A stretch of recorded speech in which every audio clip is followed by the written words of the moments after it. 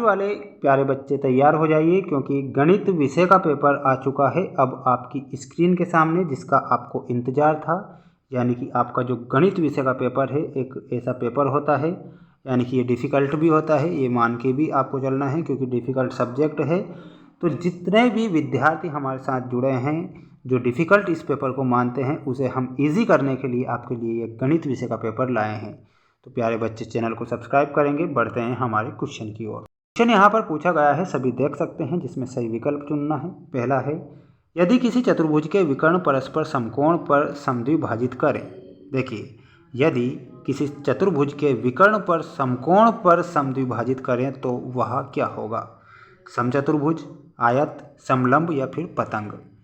यहाँ पर हमारा सही उत्तर क्या हो जाएगा? वो हो जाएगा समचतुर्भुज। समचतुर्भुज यहाँ सही उत्तर के रूप में याद रखेंगे जितने भी विद्यार्थी हैं। अगला क्वेश्चन है, अष्टभुज में भुजाओं की संख्या कितनी होती है? जैसा कि नाम से ही पता चल रहा है, अष्ट मतलब कि होता है 8। भुजाओं की संख्या कितनी हो जाएगी? 8 भुजा हो जाएगी।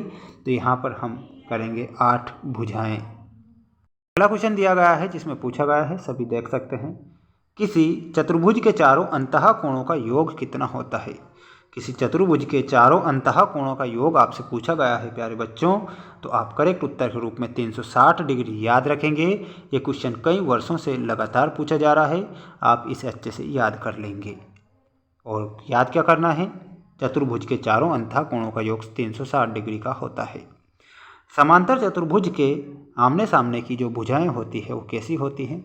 बराबर, बराबर और समांतर, समांतर या फिर इनमें से कोई नहीं।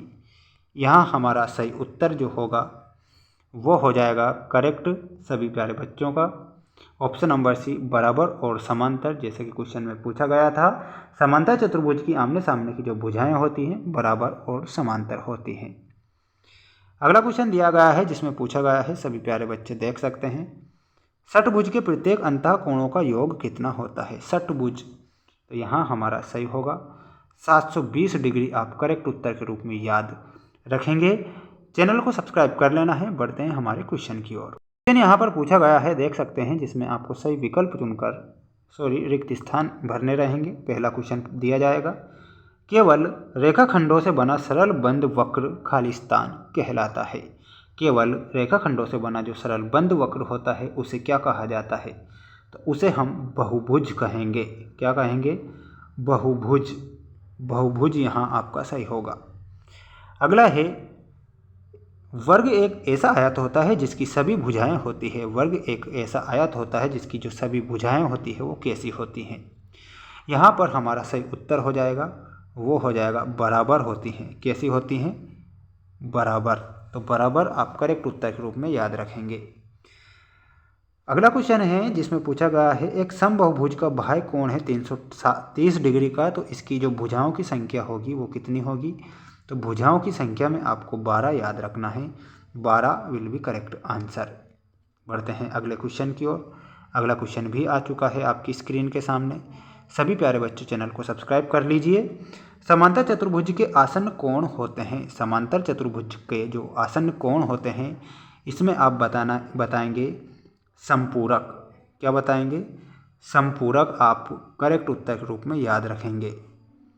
दो विकर्ण एक दूसरे को पर समद्विभाजित करते हैं। दो विकर्ण होते हैं जो एक दूसरे को समकोण पर समद्विभाजित करते हैं। यहाँ आप समकोण लिखेंगे। आयत वह समांतर चतुर्भुज है जिसका प्रत्येक कोण का होता है, तो कितना होता है? 90 डिग्री का होता है। 90 डिग्री आप करेक्ट उत्तर के रूप में याद रखेंगे। प्यारे बच्चे चैनल को सब्सक्राइब कर लेंगे। अगला जो वीडियो है आने वाला है बहुत ही जल्द।